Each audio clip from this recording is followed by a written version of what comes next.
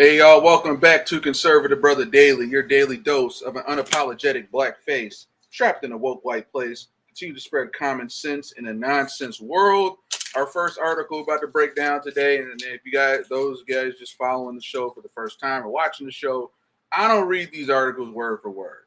I cite them at the bottom of the video description. So as you can get through at least a third or quarter of the article, I read most articles most of the time, but for the sake of time, I read through part of the article, give my breakdown on it, or I give my breakdown as I go through it all the way to the end. But either way it goes, I still cite the article. You can go look it up and come up with your own conclusion. But I'm here to break it down. So first one, we got Prince Andrew's sexual assault allegations and Jeffrey Epstein friendship explored in new documentary. All right, so I haven't followed a whole lot about Prince Andrew's, but I know he's kind of a redheaded stepchild, orphan of the British royal family, looked down upon, disgraced. I think you even heard of it. You know, overall, the U.S. as well as even young Britons alike don't like him, or just all of Britain for that matter. But let's deep dive in.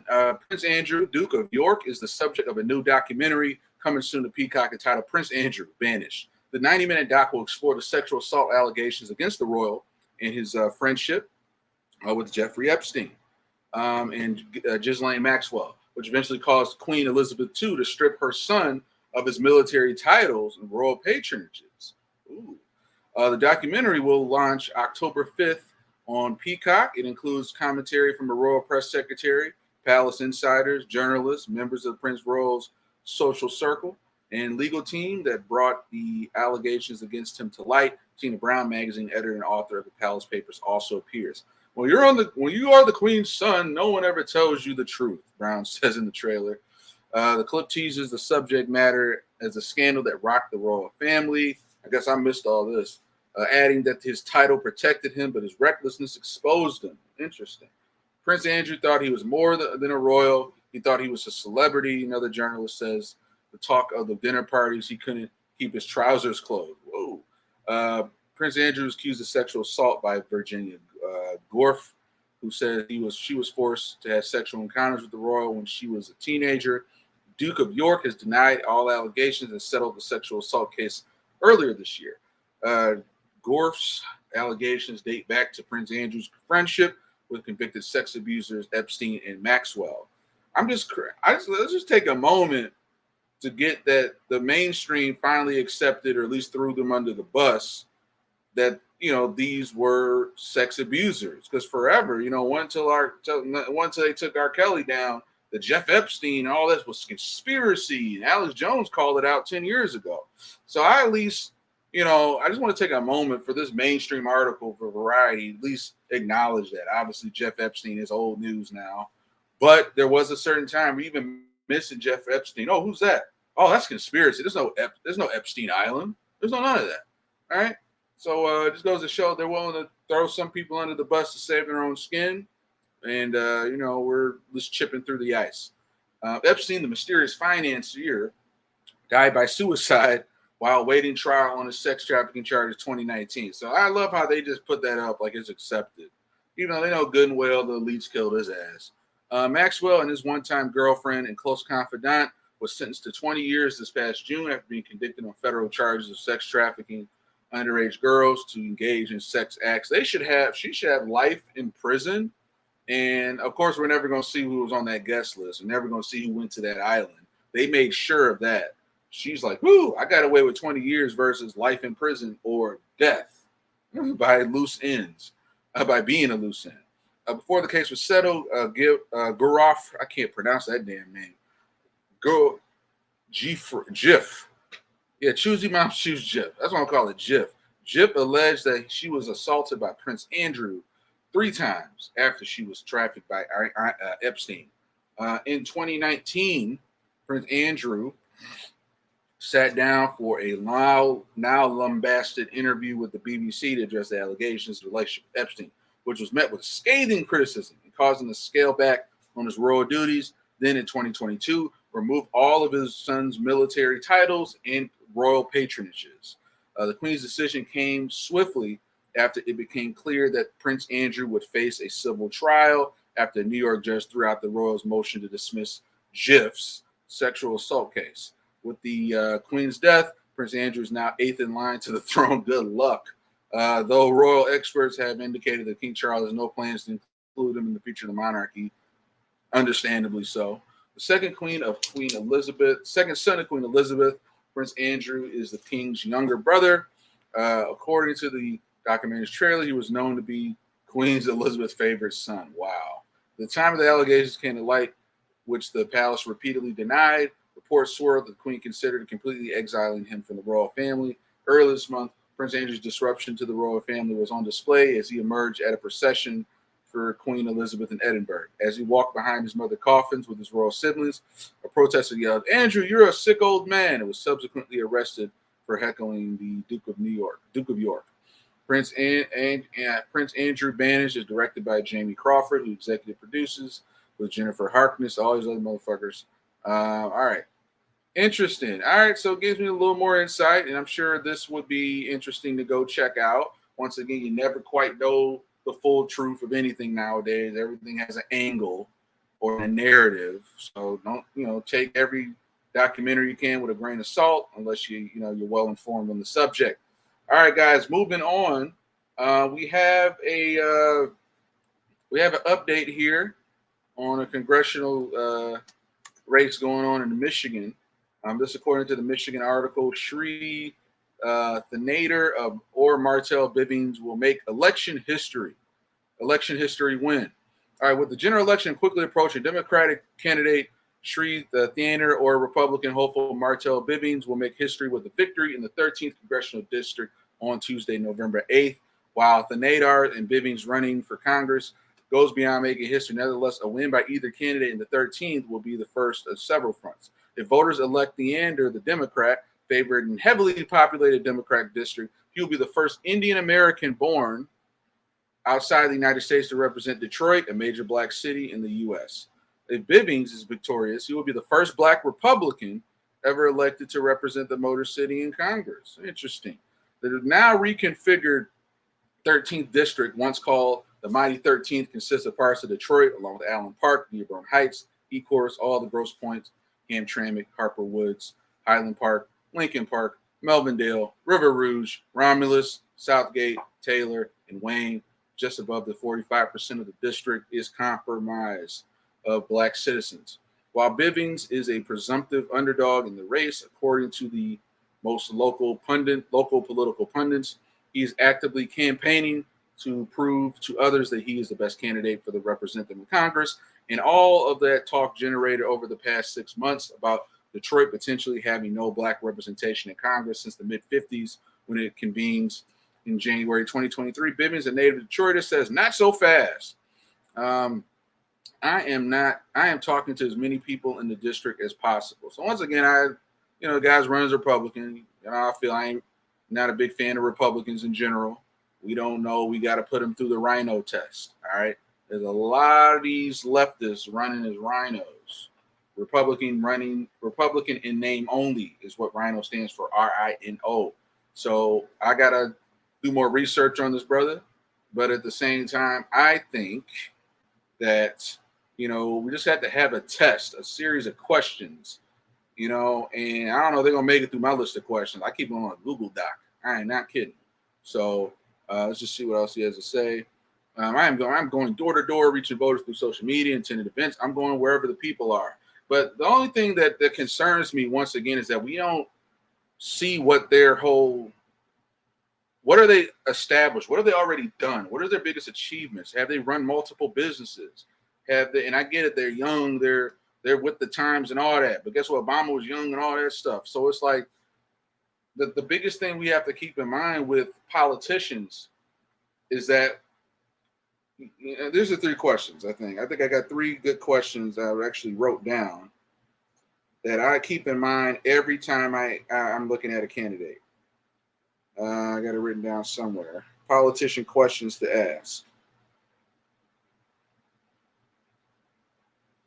Let me look it up, y'all. Hold on. Questions to ask. This is something you can steal or take from me, but I think everybody should be aware of this. And just something to keep in mind. Questions you should ask a politician. All right, moving forward. Damn it, I'm gonna find the questions. Hold on a second here. Because one thing I would think about you need to ask is, oh, I think I know where to find it. Because just to go, oh, they're cool, they're young, hip. Kwame and Cool was cool, young, and hip.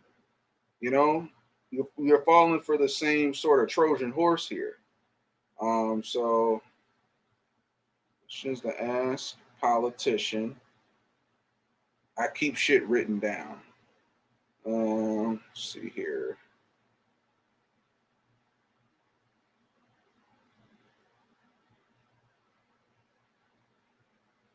Come on, guys. I'm gonna find it, y'all. Hold on. This is worth the wait. This is worth the wait. Hold on.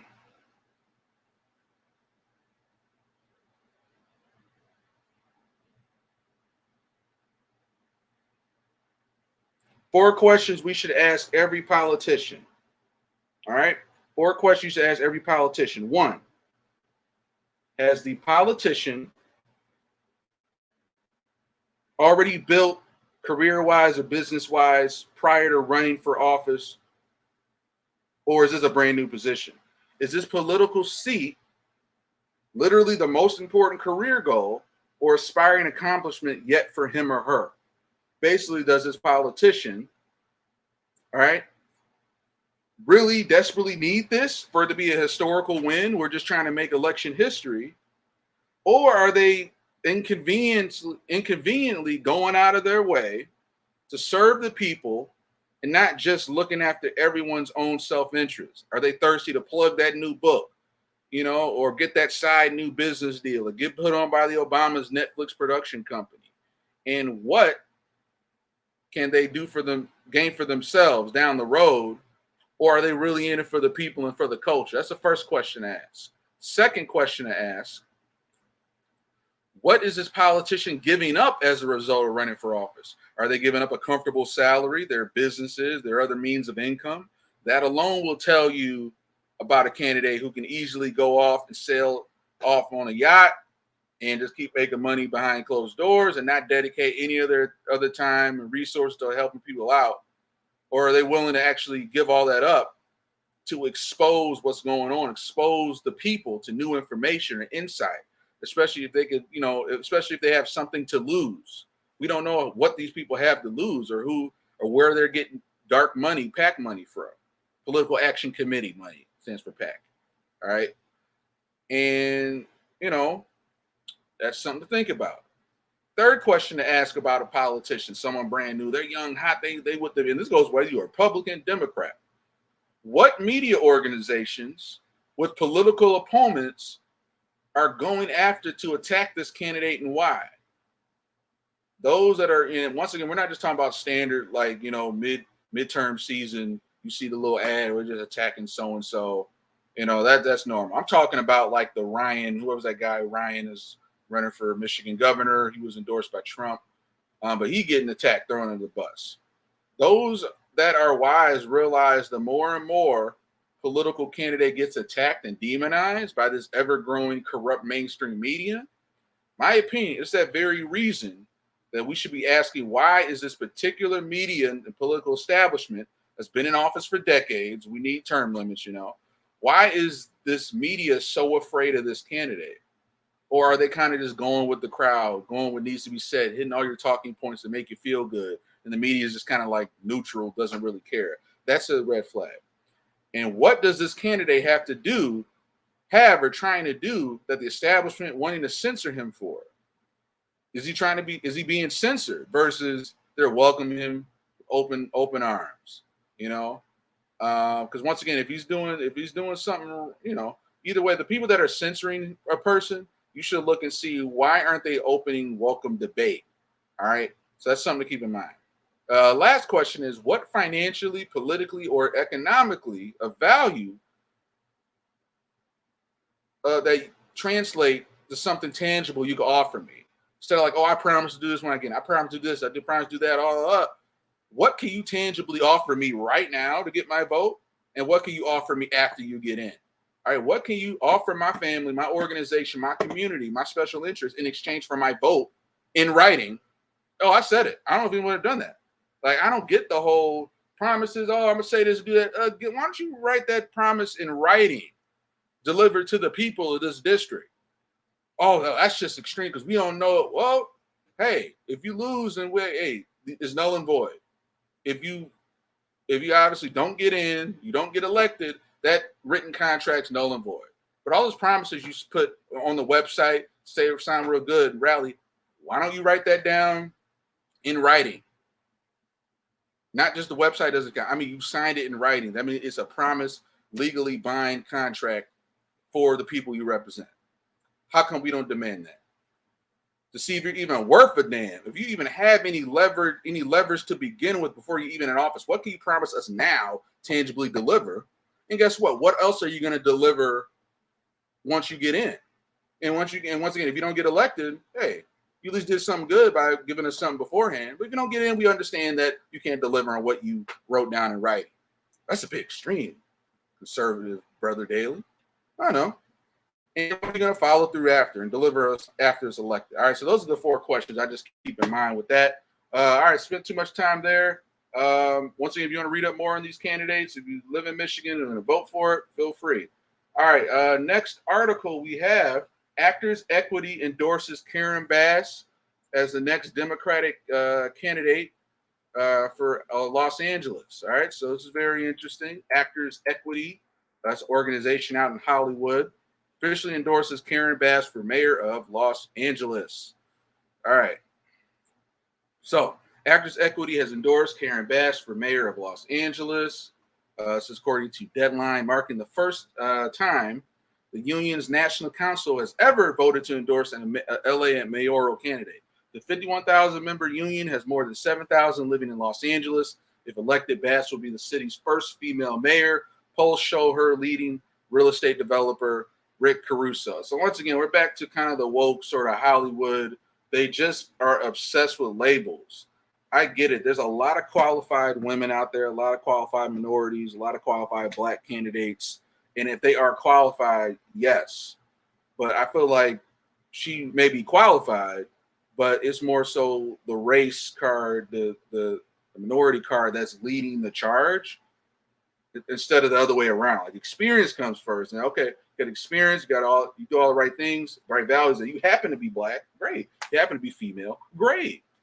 You know, but it just goes to show once again, like I feel sorry for these straight men in Hollywood, man. They're done, or just Los Angeles. You know, hey, they had a good run. All right, everybody deserves a piece, but I think it's gone a little too far. All right, as mayor, Karen Bass will fight for affordable housing and good-paying union jobs. Once again, it goes back to that Karl Marx. You know, what did Karl Marx say? Workers of the world unite. So I think there's a lot of corruption with the unions, teachers unions, all of them. You know, they're all just like, you know, taking out the pot. So this is kind of very, very cliquey. It's going to benefit, these LA union jobs, but a lot of other people are going to get shitted on. So the working people that have what they need to raise a family in Los Angeles. We look forward to having an advocate in City Hall who prioritizes fair treatment and pay out for the workers. Thank God this article ain't too long. Equity says its public policy priorities, including defending and protecting the right of a collectively bargain, a prevailing wage in the arts, racial justice, a strong minimum wage, strong federal and state arts funding, gun violence prevention, universal federal health care, tax fairness, and LGBTQ non-discrimination protections. All right. Kevin and Karen say, with the Olympics coming up in 2028, we are going to welcome the whole world to LA. They get to arrive in LAX, which resembles a thorough world airport, experience our failing infrastructure, walk on our streets that resemble tent shanty towns, be a victim of crime, of our rising crime rates, be marveled by our homeless crisis that is getting even worse, hang out with the crack addicts on our beaches, get to sit on their rental cars for hours upon hours in our gridlock traffic. Karen Bass is just more of the same. Hey, I think Kevin and Karen are on to something there. Very savagely honest. Richard, I suppose if the actors like crime, homeless, and anti-science lockdowns, then they'll love Karen Bass. There we go. Another woke. Karen Bass listens to constituents. Rick Caruso is a greedy real estate developer who switched parties on a dime and has no plan for the city beyond. It's just this is that typical bleeding heart liberal hipster just barely struggling to pay their rent, claiming, oh, it's homeless. I could just hear him. I could just hear him just typing it. Oh, his homeless crisis solution is to call in FEMA.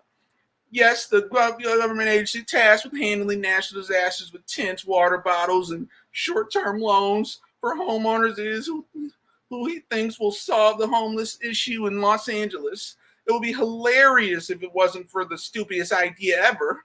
Karen Bass doesn't have a pocket full of contractors and developers licking their lips to get. You don't know this. You don't know what Karen Bass, that's the ignorance of this. Yeah, Rick Caruso's corrupt. He got some shit going on too. Everybody's in it, and they're like, hey, what is in it for me? All right. But once again, I'll go back to the thought I mentioned before. Who has what to lose? I don't know what Karen Bass has achieved before running for public. It's like going to be her biggest accomplishment ever. So guess what? She's going to get the most packed money and line up her pockets. I'm sure Rick got some dirt on him too. But at the end of the day, Rick can sail off into the sunset. He ain't got to think about y'all. He could just be like, screw y'all. I could live off my millions. But you so quick to, this person's just going to come in here and get more. Well, guess what, motherfucker? He doesn't have to do that. They can't even correlate that. You can't even correlate that Rick Caruso doesn't have to run for mayor. He can literally count his millions. He doesn't have to help you or think about it. He can let LA burn to hell. But yet you go and say, oh, this person over here who has nothing else to run on except being black and female, I'm sorry, and basically can go in there and line up all the pockets, make all the deals she wants. You're going, yay, yay, yay, and selling you down the river. And this other person who already built their own business has nothing to gain by running. He's trying to help you, go out their way to help you. And you say, So it's all these little woke leftists they got this coming. They got this coming, and they'll never see it behind their little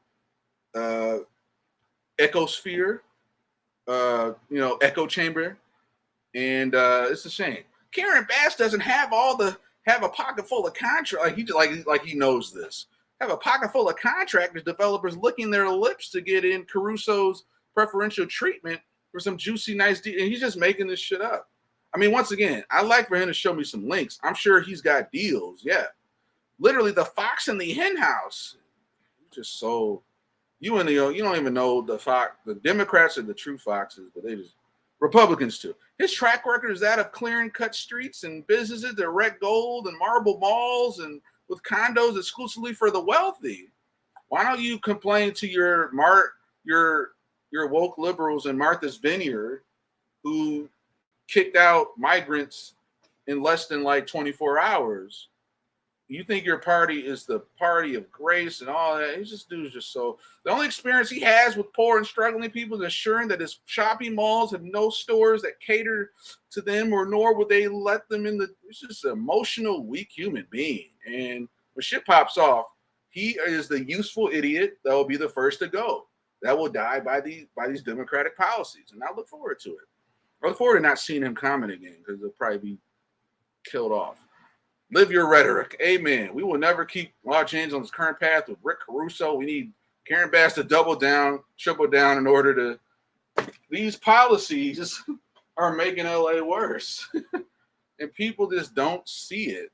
They are low IQ human beings. And Andy Frisella brilliantly says they are the useful idiots that will be done in by the very policies they voted in.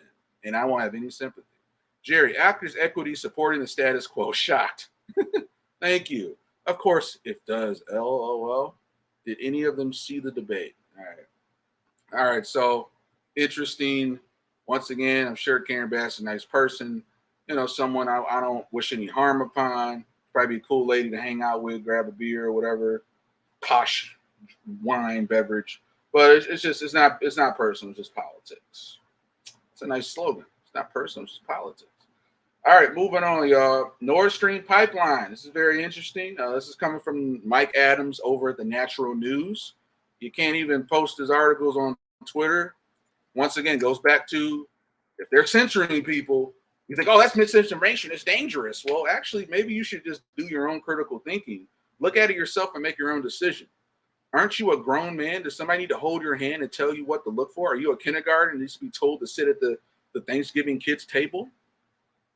You know, this is dangerous. Mike Adams and Natural News ain't killing nobody. You can read an article, break it down, still go, yeah, all right, that was still bullshit. I could poke the holes 3, 4. Y'all don't even want to even stranger danger. Like, no, if your policy, your philosophy holds, you should be able to read through an article from the other side, poke 3, 4 holes in it, bam, bam, bam, boom, boom, boom. Spit out the bone, eat the meat, come down to the table to eat the meat or stuff that makes sense, spit out the bones. All right. Nord Stream pipeline sabotage, clearly orchestrated by a ruthless Biden regime. Nuland, Biden, and Senator Johnson all demanded it permanently by any means necessary. All right, these articles can go pretty long. I'm just going to go read the first few. Like I said, you can read it your fucking self. All right, I'm not your butler or your librarian to read everything word for word. All right, so once again, guys, welcome back to Conservative Brother Daily, providing your daily dose of unapologetic black face trapped in a woke white place. Continue to spread common sense in a nonsense world. So there's a lot of talk going on right now about this Nord Stream pipeline. Apparently, been sabotaged, clearly orchestrated by Biden's ruthless regime. All right, the demolition of the Nord Stream 1 and 2 pipelines in the Baltic Sea is one of the most outrageous. And Mike Adams don't hold back. So you can tell what side he's on.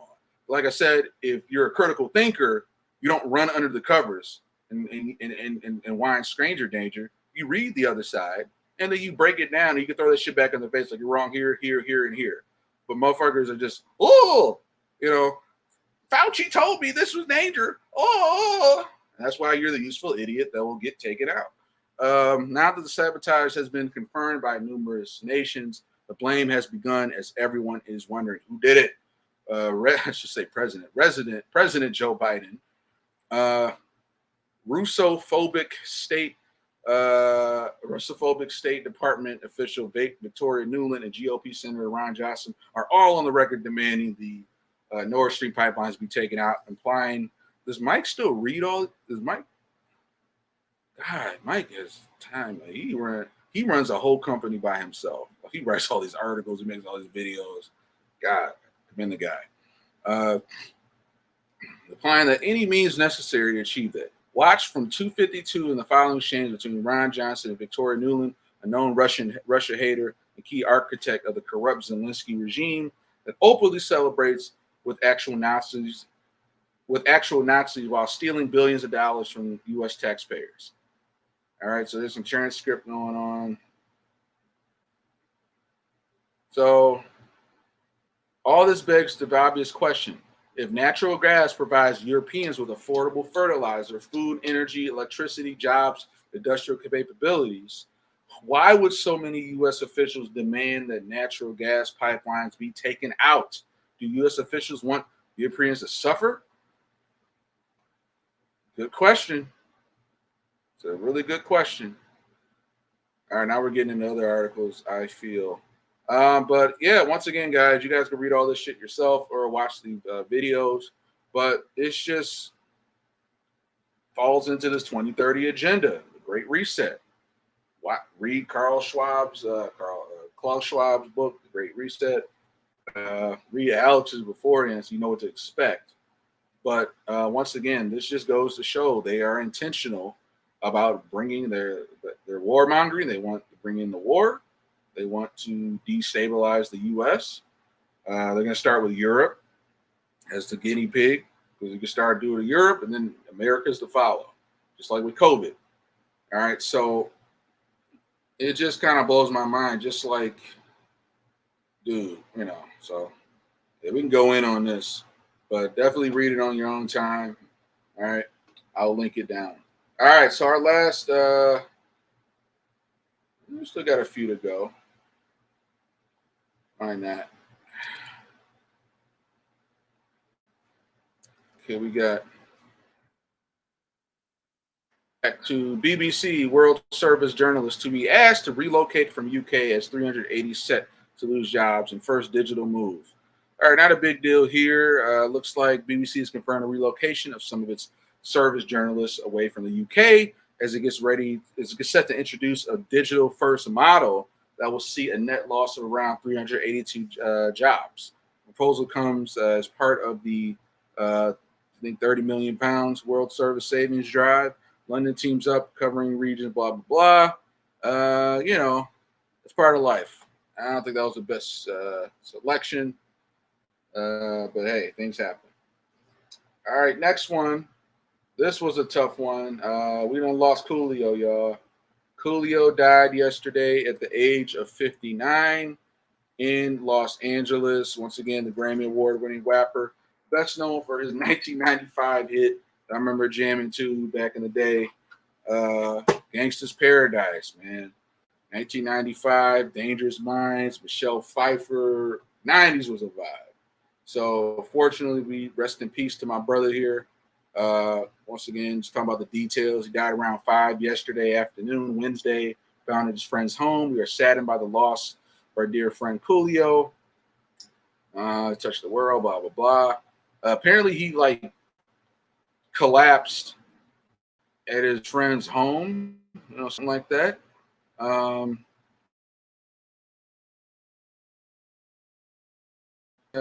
Later moved to Compton, where he joined the group WC in 1991. Years later, in 94, he signed to Tommy Boy Records. Debut Takes a Thief.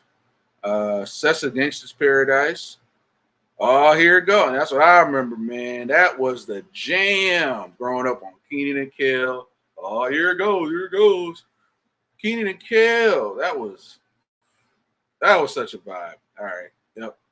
Third album didn't do so well. Went on to release some more. Oh, I didn't know you did all that.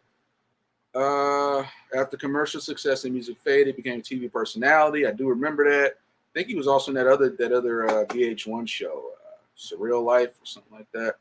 That's cool. Yeah, he had a lot of credits. He did a whole lot. R.I.P. And once again, I'm not saying this is the bad. Yeah, there he is. Was he jabbed? Get help. Keep wearing that tinfoil hat. Hey. Alan P. saying what we're all thinking, and these people getting pissed off because they're quadruple vaxxed. Once again, do I know if Coolio died from the vax? No. Well, we may ever know. Maybe not. Maybe 3-4 years later, shit starts coming out after they blame Trump on it.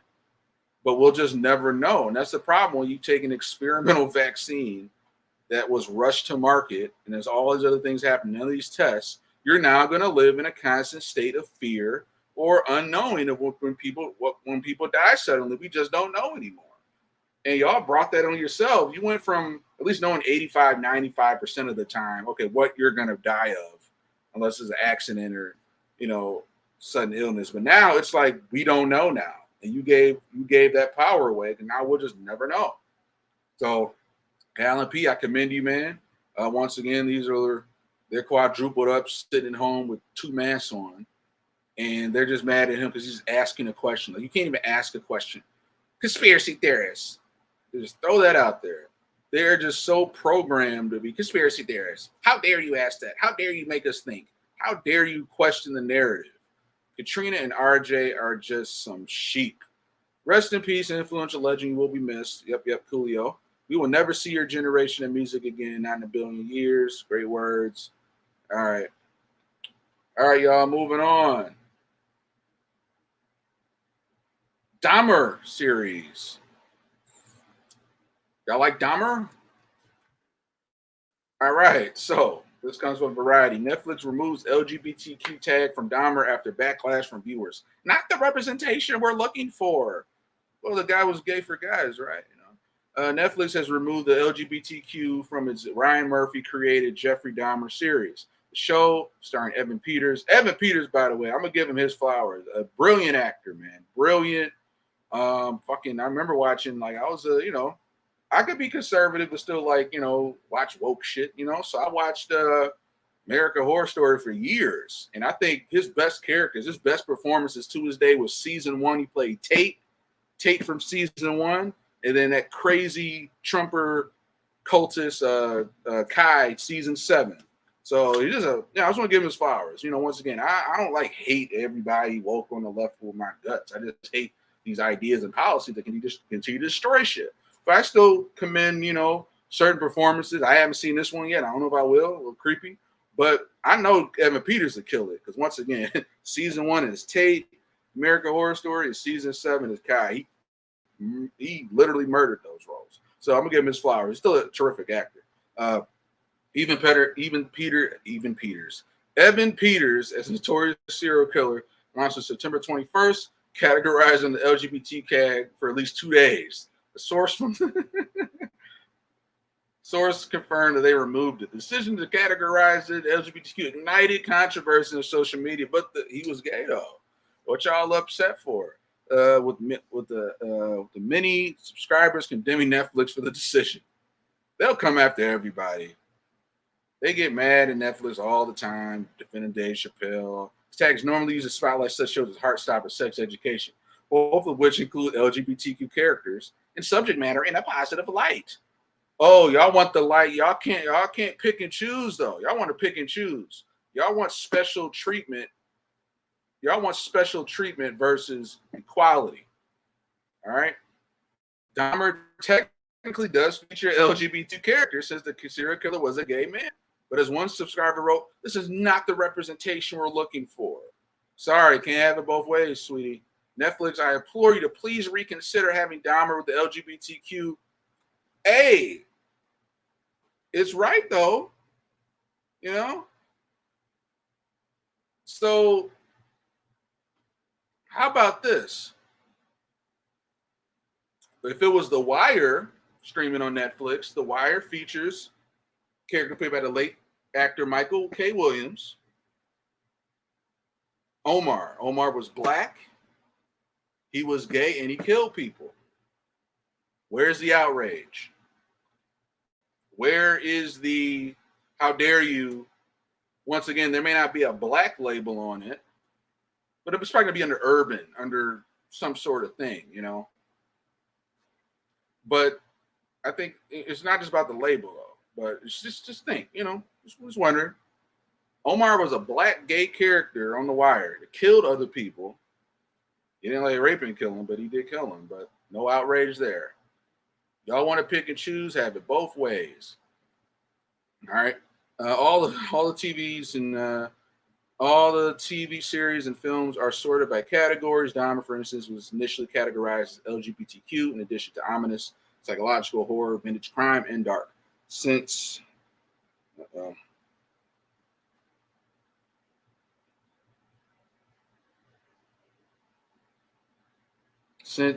launching September 21st, Dahmer's been a ratings hits for Netflix. Reviews have been less than kind.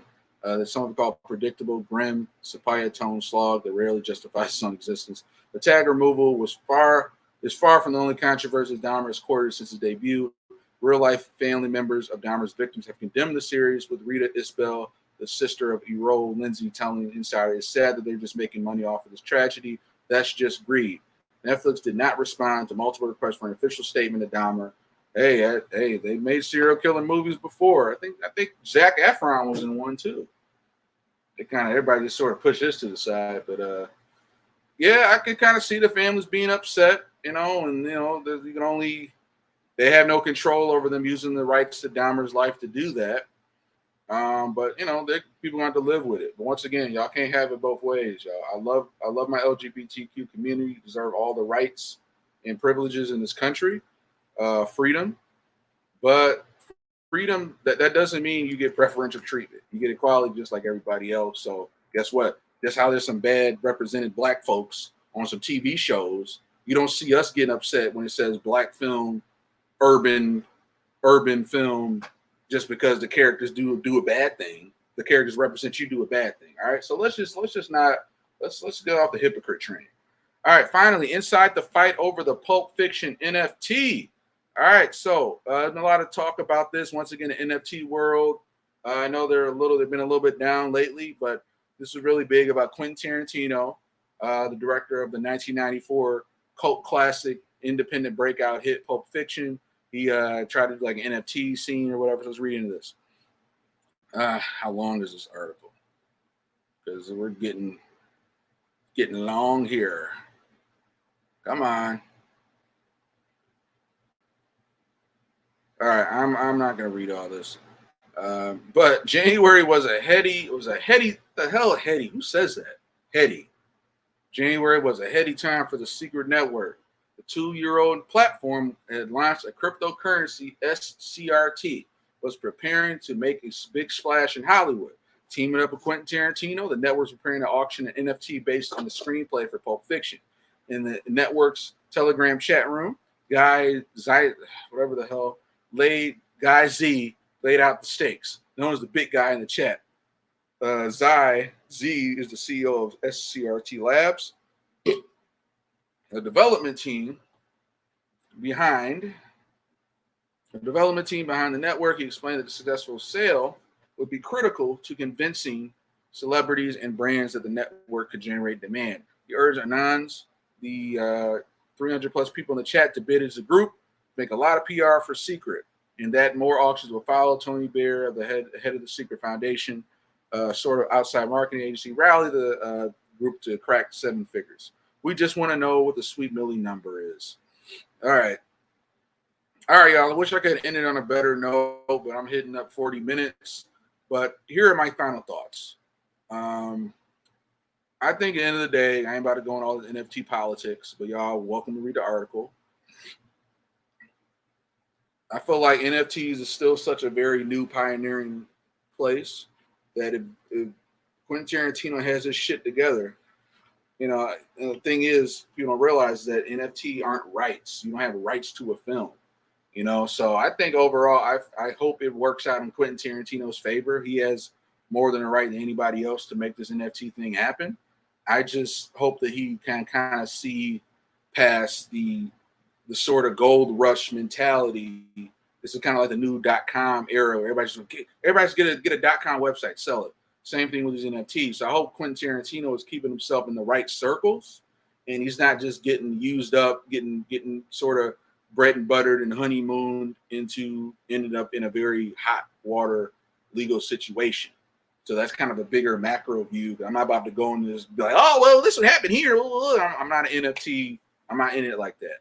But you guys are more welcome to read the article. But I would just say Quentin Tarantino says, I do admire you as a filmmaker. I've watched, for many years in your movies. I would just say, be careful what you're walking into. Obviously, you're in some legal water, but is this team really about that life? Or are they just trying to ride on your name and your brand to get the bag and leave you in the wind, my friend? So with that in mind, y'all, once again, welcome. Welcome back. We're about to finish, but Conservative Brother Daily, providing your daily dose of an unapologetic blackface trapped in a woke white place, spreading common sense in a nonsense world. And I will see you guys next time.